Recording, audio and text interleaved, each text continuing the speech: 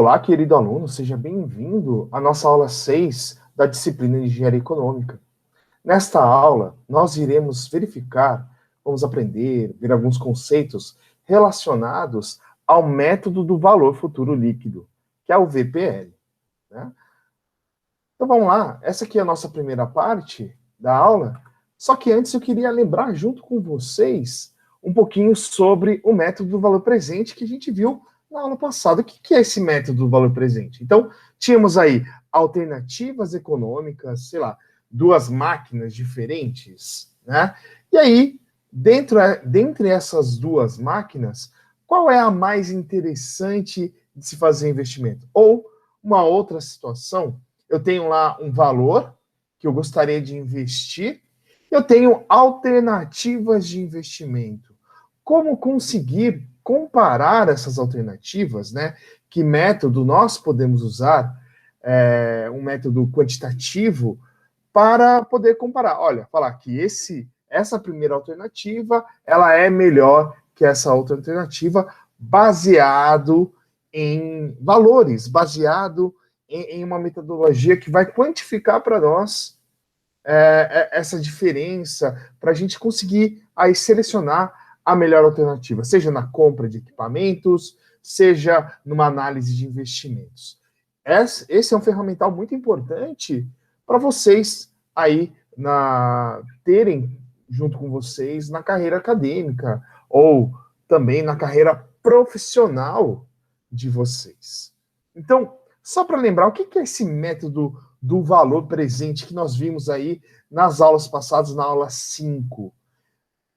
O método consistia basicamente em pegar os valores do fluxo de caixa e transportá-los para o momento inicial desse fluxo de caixa.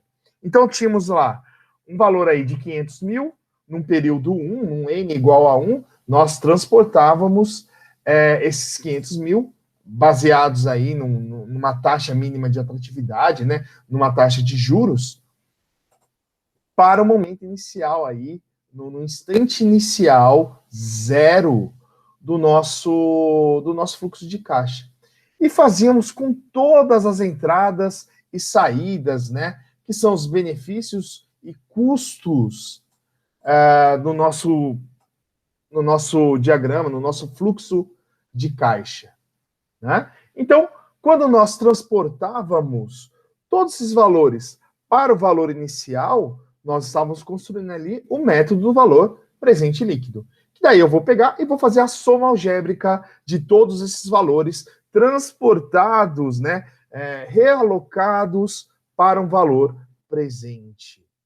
Né? Então, o método do valor presente, nós transportávamos esses valores para o presente, para o momento inicial de um determinado fluxo de caixa. Analogamente, o que nós vamos ter, né, com valor futuro líquido, que é o intuito da nossa aula de hoje, né? No valor presente líquido, buscava-se determinar o valor no instante inicial, partindo-se aí de um fluxo de caixa. Qual deve ser a estratégia, então, do valor futuro líquido? Então, vocês aí já devem estar pensando em casa, o valor presente líquido.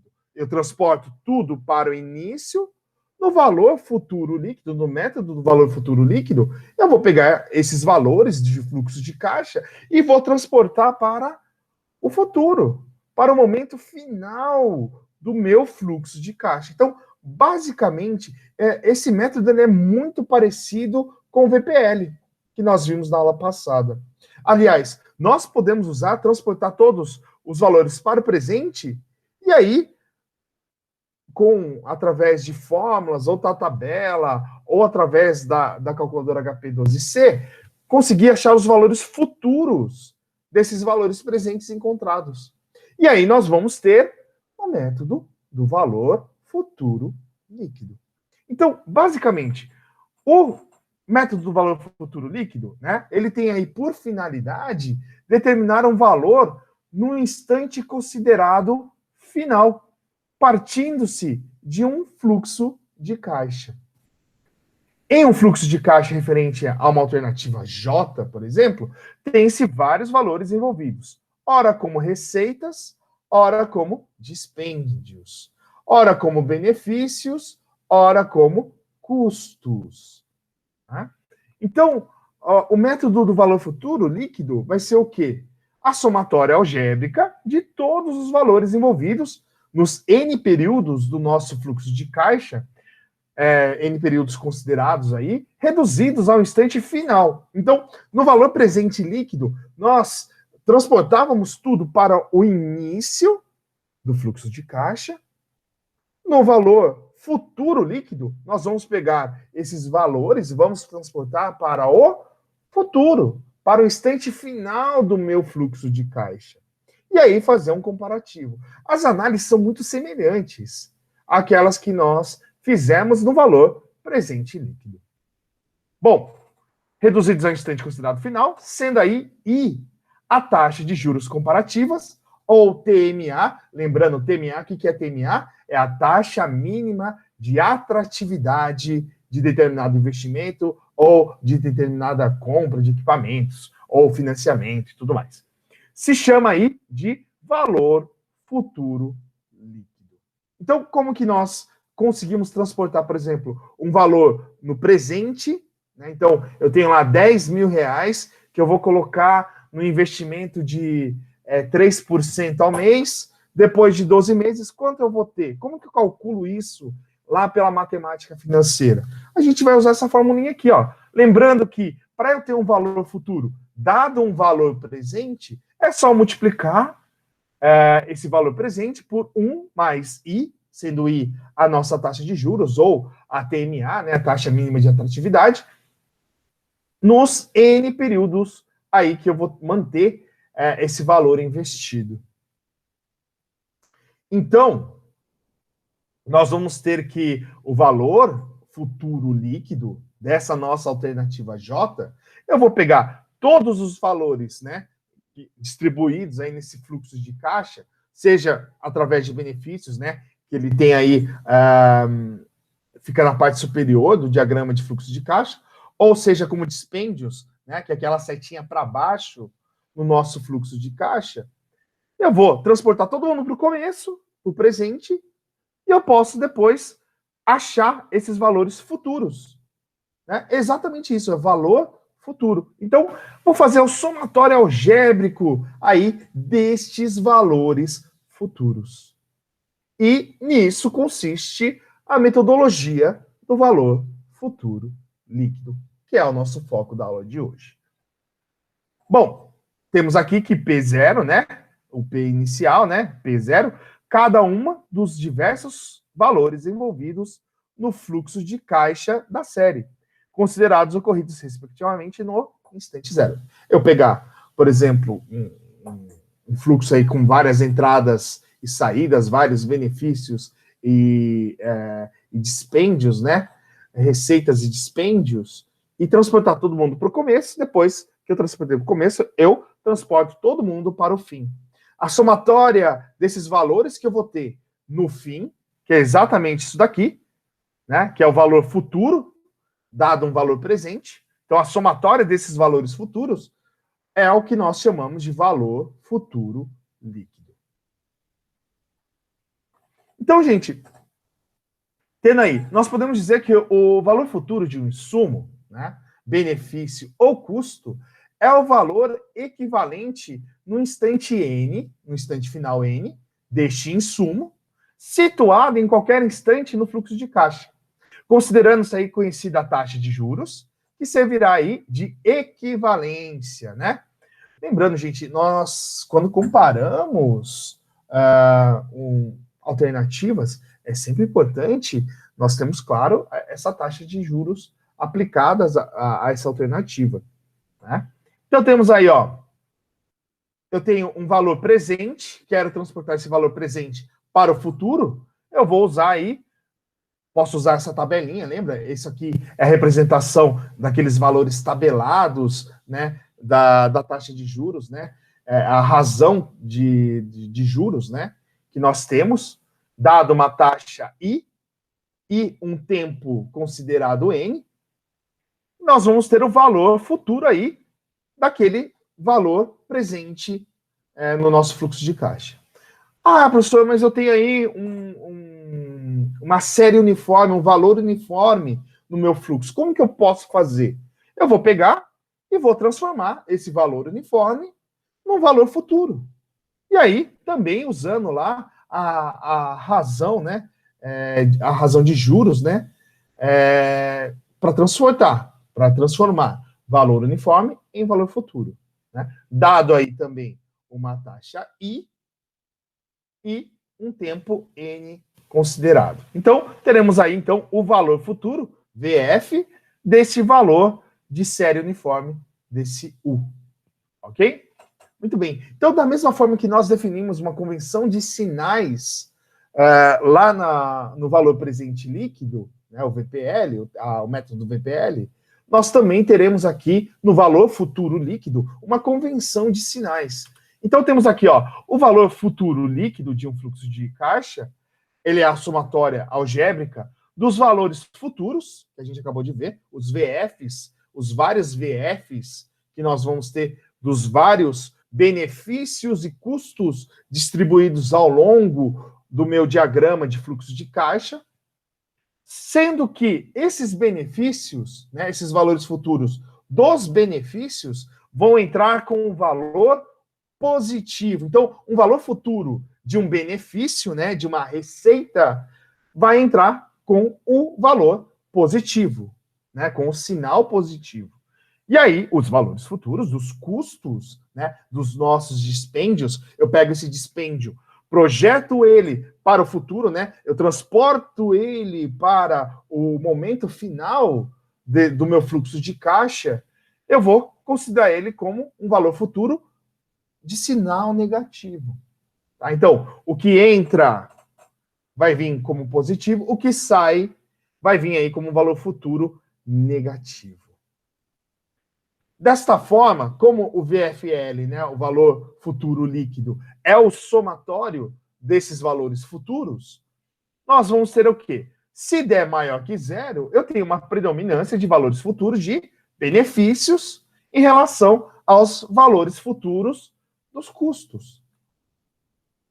Se o nosso VFL for menor que zero, né, quer dizer que nós temos um predomínio aí do valor futuro dos custos em relação ao valor futuro dos benefícios. Então, deu positivo, o nosso VFL deu positivo, quer dizer que há uma influência maior dos benefícios, né, dos valores futuros dos benefícios, do que dos valores futuros dos custos. Se der negativo, quer dizer que os custos estão aí excedendo os benefícios, os valores futuros dos benefícios.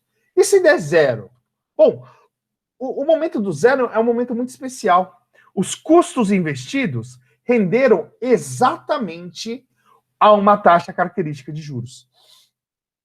A taxa mínima de atratividade. Ou seja, eu peguei meu dinheiro, coloquei lá na minha aplicação ATMA, no final, se os valores futuros forem igual a zero, quer dizer que aquele diagrama de fluxo de caixa, aquele fluxo de caixa, rendeu exatamente o que eu renderia, por exemplo, de eu pegar o meu dinheiro, colocar na aplicação e deixar lá, rendendo a minha taxa mínima de atratividade. Lembrando, o que a gente pode considerar como taxa mínima de atratividade?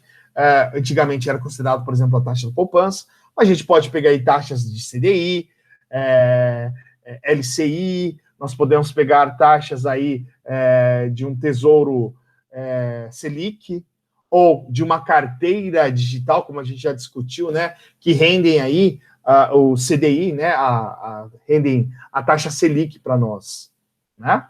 Então, todos esses investimentos podem ser aí considerados como investimentos comparativos e nós podemos pegar essas taxas desses investimentos para como taxa mínima de atratividade, como TMA, né, para os nossos estudos comparativos. Muito bem, gente. Então, da mesma forma, né, até para ficar mais claro, em determinadas situações, nós veremos que os custos têm muito mais custo do que benefícios. Né? Nós temos mais muito mais dispêndios dentro do meu fluxo de caixa do que receitas, né, valores entrando nesse fluxo de caixa. Quando acontecer isso, os sinais, a gente vai acabar tendo um VPL negativo, e aí comparar VPLs negativos fica muito... se torna um pouco mais difícil da gente bater o olho e já dar de pronto aviso. Olha, a alternativa é essa daqui. A gente tem que parar um pouquinho, pensar um pouquinho mais, né? E dessa forma, surgiu aí o custo futuro líquido. O que é o custo futuro líquido? Nada mais é do que aquela convenção contrária de sinais. Então, dada a predominância de custos dentro do meu fluxo de caixa, em vez de benefícios, pode-se inverter a convenção de sinais adotada. Então, se eu tenho muito mais custos do que benefícios, eu posso adotar aí, em vez de adotar o VPL, eu vou fazer uma análise de custo futuro líquido. O que muda? Muda apenas a convenção de sinais, né? O módulo, o valor de VPL, de valor futuro líquido, VFL, né? E custo futuro líquido, CFL, são os mesmos, né? Então, o que vai mudar? Vai mudar o sinal. Convenciona-se caracterizar os benefícios aí como negativos e os custos como positivos. E a minha alternativa escolhida vai ser aquela que me apresentar o menor custo. Aí fica mais fácil da gente comparar. Olha que exemplo bacana que eu vou dar aqui, e vocês, eu acho que vai dar para entender como pode dar um nó na nossa cabeça. Vamos lá. Temos aqui um equipamento comprado por 10 mil e guardado sem uso por 2 anos. Muito bem. Sendo então vendido por 18 mil. As despesas anuais montam a 3 mil. Sendo 15% a nossa taxa de juros, a taxa mínima de atratividade, 15% ao ano, qual que é o valor futuro desse investimento? Bom, esse primeiro investimento a gente vai aplicar as fórmulas. Poxa, como que eu posso pegar esse valor aqui entre de 10 mil e esse valor uniforme 1 e 2 aqui no ano 1 e no ano 2? Como que eu consigo transportar eles para o futuro? Nós temos um valor aqui de entrada, né, quando eu vendi esse equipamento no ano 2, de 18 mil, ele também é importante entrar, ele também entra como um valor futuro, né? Aqui a gente não tem nenhuma conversão, não precisa multiplicar ele por nenhuma forma, não precisa usar nenhuma fórmula, né? Ou multiplicar ele por uma razão de juros, aqueles tabelados, ele vai entrar como 18 mil. Então, como que eu calculo o valor futuro líquido para esse fluxo de caixa específico? Temos aqui, então, o 10 mil. Então, vou pegar esse 10 mil, valor presente, vou jogar para o futuro. Então, o que eu estou fazendo nessa primeira parte aqui, ó? Eu estou pegando aqui, ó. Nessa parte, eu estou pegando um valor presente, estou jogando ele para um valor futuro 1. O que eu estou fazendo nessa segunda parte aqui, ó? Mesma coisa, só que agora eu estou pegando aí o nosso U, que é o valor uniforme, estou jogando ele também para um futuro, achando o valor futuro equivalente dessa série uniforme de 3 mil. E aqui, no final, eu tenho aquele 18 mil, que é aquela entrada, né? A venda desse equipamento depois de 2 anos, eu tenho aí um valor futuro 3. Valor futuro líquido vai ser o somatório algébrico deles. Então, o 10 mil vai entrar negativo, esse 10 mil entra negativo, o 3 mil também é dispêndio, né? Tá saindo do meu caixa, também é 3 mil, ele também entra negativo, então, ó, do 10 mil entra negativo, o do 3 mil também entra negativo, são todas saídas, o meu 18 mil é entrada, estou vendendo, entra positivo. Eu tenho o meu valor futuro líquido aí de menos R$1.670. Tudo bem?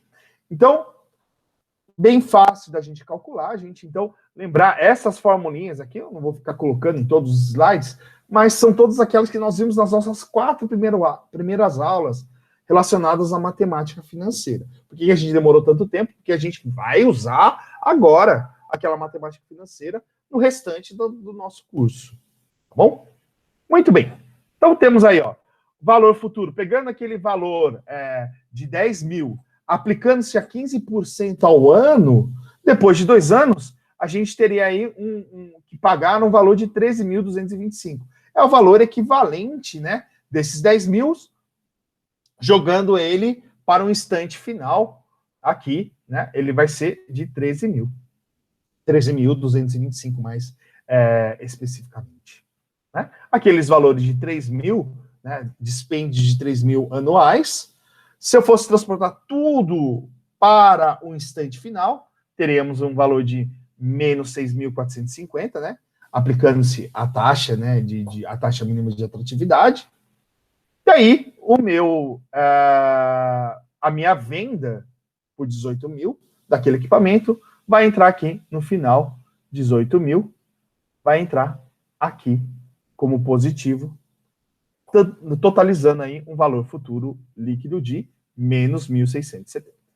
Muito bem, gente. Então vamos à nossa resolução através da HP12C. Então vamos lá, vamos zerar a nossa memória aqui, né? F Clear Reg, que é esse botãozinho aqui. Zeramos a nossa memória. Vamos inserir aqui, ó, 10 mil.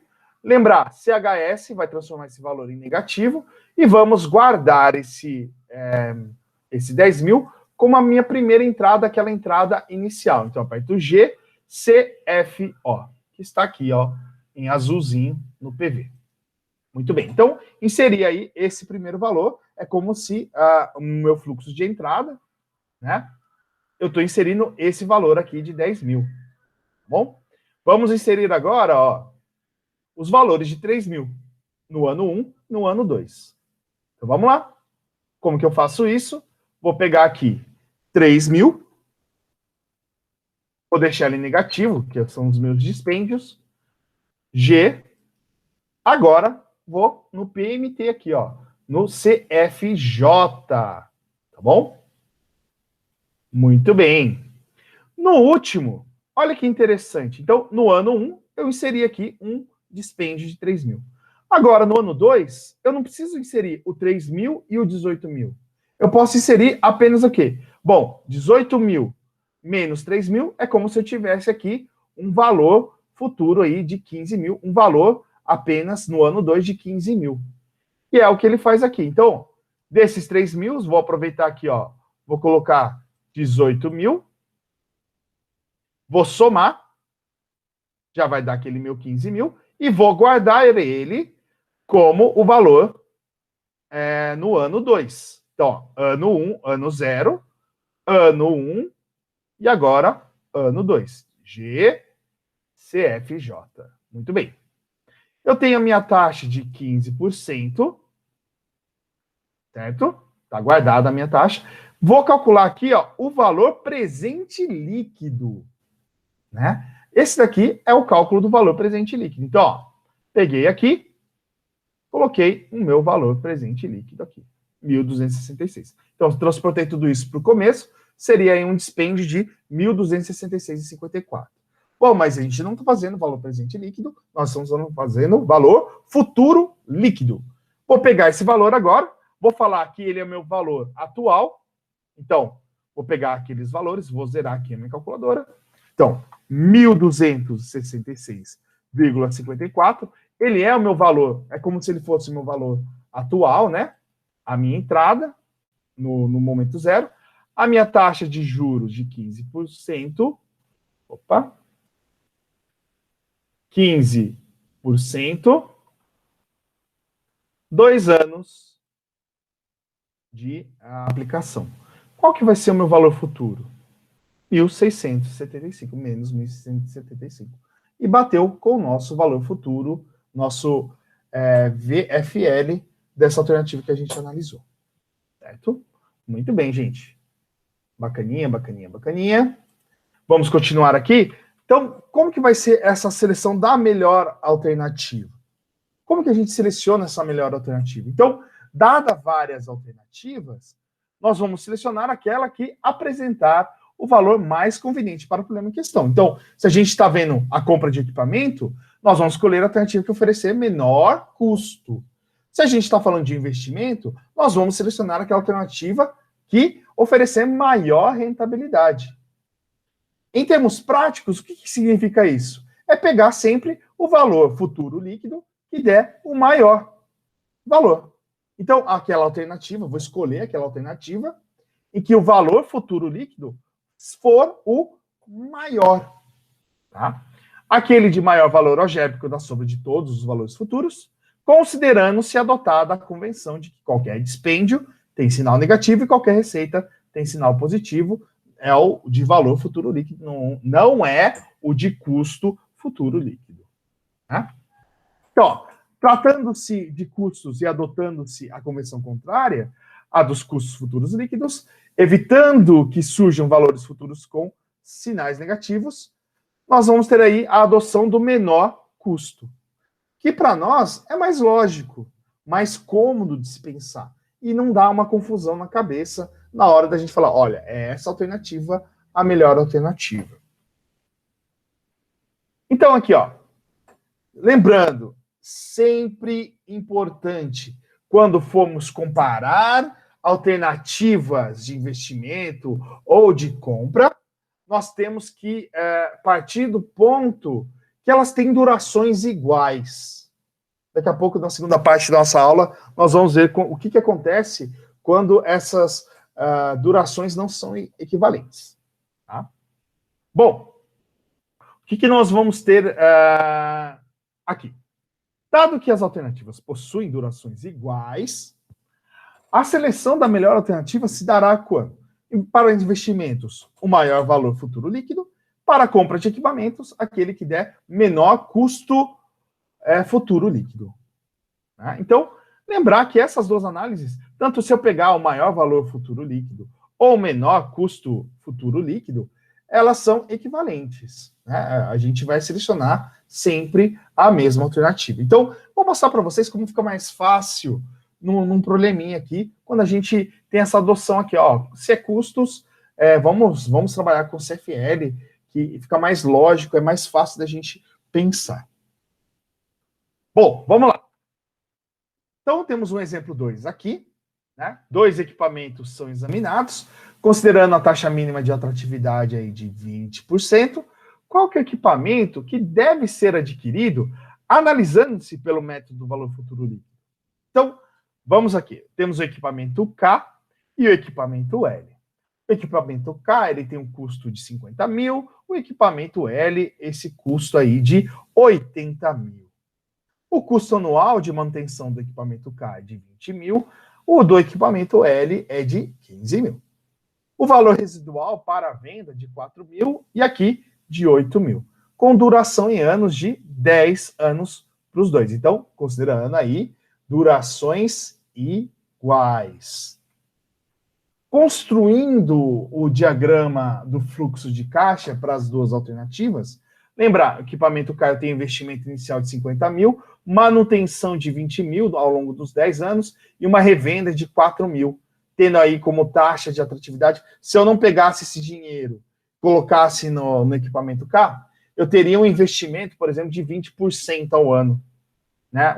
Colocaria no investimento de 20% ao ano, considerando, então, 20% como taxa mínima de atratividade. Tá? E aí, nosso equipamento L, eu tenho um dispêndio inicial de 80 mil, uma manutenção menor de 15 mil, né, comparado ao equipamento K, e uma revenda maior de 8 mil, apesar de eu ter gastado mais aqui no início. Poxa, aqui fica muito difícil a gente só bater o olho e decidir, olha, vou comprar o equipamento K, vou comprar o equipamento L. Então, vai depender do quê? Desse valor, dessa quantidade, desse valor quantitativo, desse parâmetro quantitativo para a gente fazer o comparativo. Vamos usar o VFL. Calculando aí o valor futuro líquido de K e L, então, pegando aqui, ó, valor futuro líquido de K, eu tenho os 50 mil transportados para o futuro, aquela série uniforme de 20 mil relacionados à manutenção do nosso equipamento anual, também transportados para o futuro, e é um valor de revenda no futuro de 4 mil. Então, temos um valor de menos R$ 824.779. Né? Para o L, né, para o nosso valor futuro da alternativa L, do equipamento L, Pego 80 mil, vou transportar ele para o futuro, aplicando aí 20, considerando uma taxa mínima de atratividade de 20% ao longo de 10 anos. Pego aquela série uniforme também de menos 15 mil, estou transportando ela para o futuro ao multiplicar pela formulinha, então estou pegando o valor uniforme e jogando ele para o futuro, mais o valor de revenda aqui de 8 mil do equipamento K no ano 2. Temos, então, o valor futuro líquido aqui, deixa eu até mudar aqui para vocês. Aqui, ó, é L, tá, gente? Valor futuro líquido de menos 876.731,50. Bem, poxa vida, qual que vai ser a alternativa selecionada? Aquela que for maior valor futuro líquido. Quem que é maior aqui? 876 mil ou 824 mil? E aí dá um bug na cabeça, porque são valores negativos. Nesse caso, o maior valor futuro líquido é menos 824.779. E aí a nossa alternativa escolhida é o equipamento, a compra do equipamento K. Tá vendo que me dá um bug um pouco na cabeça? Poxa, porque a magnitude, né, o valor, né, o módulo do valor futuro líquido do L é maior do que o do valor futuro líquido do K. Só que como eles são negativos, ambos são negativos, eu tenho que o maior valor futuro líquido é o 824 mil. É o menos 824 mil. Então, dá um nó. Se a gente botar aqui, ó, o custo futuro líquido, olha como fica mais fácil, gente. Ó, o custo futuro líquido desse daqui é 824.779. Esse aqui é de 876.731,50. Qual o equipamento que eu vou comprar? Aquele que me der menor custo possível. Menor custo, 824 mil. Bom, você viu? Então, trabalhar com 824.779 fica mais fácil. Gostaria muito agora que você, aí em casa, né, que está assistindo a nossa aula, desafiasse, né? Você fizesse essa proposição de um desafio para você resolver esse nosso exercício aí pela calculadora HP 12C. Fica aí uma dica para vocês treinarem a resolver e lembrar que os valores têm que bater, tá? Os valores aqui do VFL têm que bater, tá bom? Muito bem, gente, esse é o fim da nossa primeira parte. Daqui a pouco a gente se vê na nossa segunda parte, no momento que nós vamos ver aí comparativos com durações diferentes e também o método exaustivo. Ok? Um abraço e até daqui a pouco, gente. Tchau, tchau!